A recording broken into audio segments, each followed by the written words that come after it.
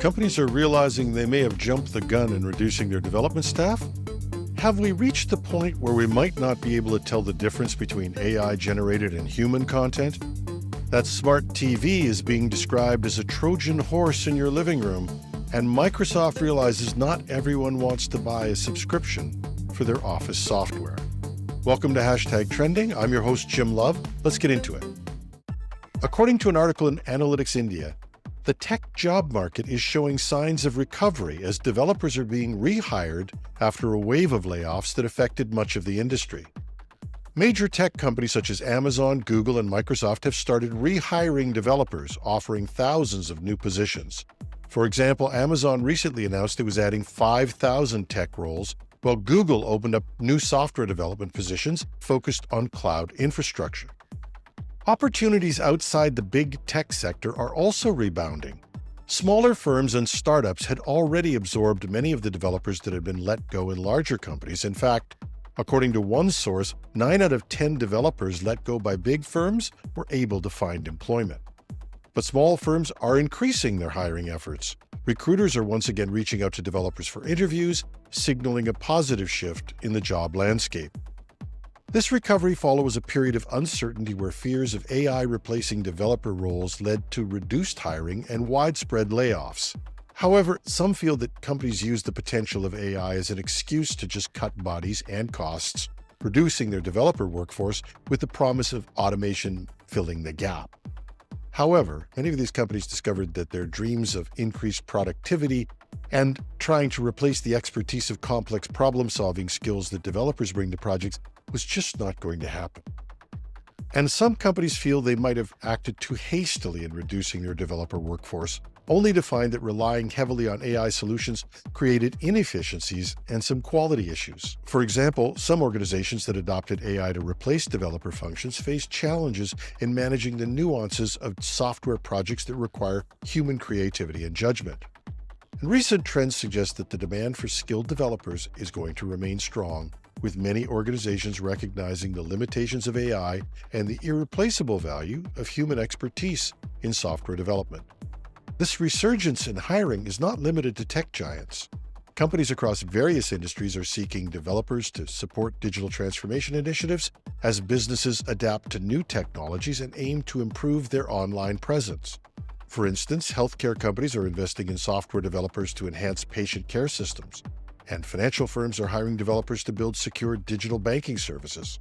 The current market signals a renewed confidence in the tech workforce, providing hope for developers looking to reestablish their careers after the challenges of recent years. This doesn't mean that AI is not going to change development the way we know it, or make it more effective or more productive, but it is a more realistic approach to adopting this new technology. And given the potential for a more competitive job market, it will also be interesting to see if companies are going to rethink or be more flexible on some of the draconian return to office mandates that they've instituted recently. Humans are struggling to reliably detect AI-generated text, images, and video, and the challenges are growing as AI models become more sophisticated. Jason Davis, a research professor at Syracuse University, noted that we have already passed the point where humans can consistently distinguish between AI-generated and human-created content. As synthetic media improves, detection will become even harder, exposing governments and businesses to new kinds of cyber attacks and misinformation. Even when detection tools exist, they often work reactively, identifying AI content after damage is done. Many tools claiming to detect AI-generated content are also fundamentally unreliable. One solution, labeling AI-generated content, has limitations. Meta and Adobe have introduced labeling and provenance efforts, but these approaches are flawed since much content today involves human-machine collaboration. Meta, for example, changed its labeling from "made with AI" to "AI info" after concerns about mischaracterization. Are tiny changes or edits made with AI enough for it to be classed as made with AI? Adobe's Content Authenticity Initiative aims to provide transparency about content creation, but its content credentials are not designed to detect fake content. only to offer information for consumers to make informed decisions. The inadequacy of current detection and labeling methods has led to legislative efforts. About 20 U.S. states have introduced laws requiring disclosure of AI-generated content in campaign materials. However, there's a real question about how to enforce these laws.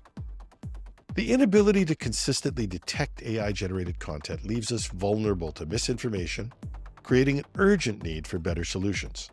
As AI evolves, verifying the authenticity of digital content is going to be crucial to maintaining public trust. A new report from the Center for Digital Democracy, CTD, has likened smart TVs to a digital Trojan horse due to the extensive data collection and privacy risks they pose. The 48-page report, titled "How TV Watches Us: Commercial Surveillance in the Streaming Era," describes how smart TV and streaming device manufacturers, along with streaming service providers, have created a surveillance system that undermines consumer privacy and protection. The report urges stronger regulations to address what it calls a privacy nightmare. The report, sent to the Federal Trade Commission and other regulators, outlines how connected TVs track and collect sensitive data about users, including health information, political preferences, and even children's interests. Jeffrey Chester, CDD Executive Director and co-author of the report, emphasized that the current practices not only jeopardize consumer privacy, but also increase the risk to families as data is collected and used without adequate transparency or consent. The report also raises concerns about the use of generative AI to enhance targeted advertising. Companies like Amazon Web Services and NBC Universal are working on ways to use AI to insert dynamic product placements and tailor ads in real time, depending on who's watching. This technology, while innovative, poses additional privacy risks. The CDD is calling for the FTC, FCC, and California regulators to investigate the practices of the connected TV industry on the grounds of consumer protection, privacy, and even antitrust concerns. The organization stresses that connected TV has grown as an unregulated medium, allowing widespread data collection and manipulation, and that stronger regulations are needed to protect consumers. And are you one of those people or offices that resents paying a subscription for word processing, a spreadsheet, and the odd PowerPoint presentation? If so, Microsoft might have recognized you exist.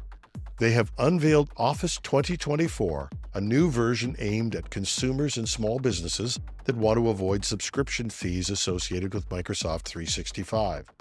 The long-term service channel version of Office 2024 is targeted at commercial users, while the new Office 2024 release is designed for consumers and small businesses with fewer than 5 users who prefer a standalone version of the productivity suite.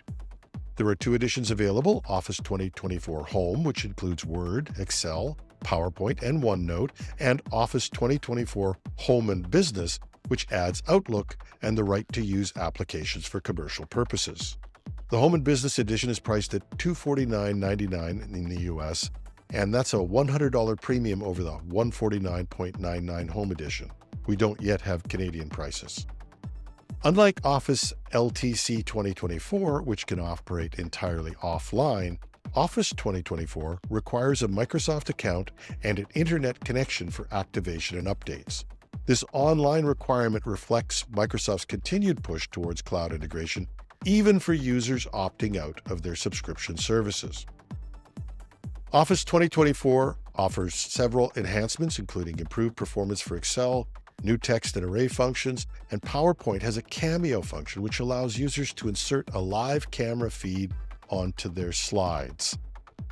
As one editor said, "Don't do that. It's creepy." Word also features better session recovery to address unexpected crashes, and while some features from Microsoft 365 are not included, Office 2024 provides a snapshot of where Microsoft 365 features stood as of the release of Office 2021, but without continuous updates. The support lifecycle for both Office 2024 and Office LTC 2024 ends on October 9th, 2029, giving users several years of stability without the need for ongoing subscription payments. Or you can do what I do, I've been using OnlyOffice. It's an open source product. Looks pretty much like Excel, Word, PowerPoint, functions about the same, and costs me nothing. And I get regular updates. Nothing against Microsoft. They have fine products, but for a small business, we live by the motto, can you save more money than free? And that's our show for today. Thanks to those of you who wrote to say you checked out the CDW podcast. If you did, still time to let me know. Reach me at editorial@technewsday.ca. I'm your host, Jim Love. Have a terrific Tuesday.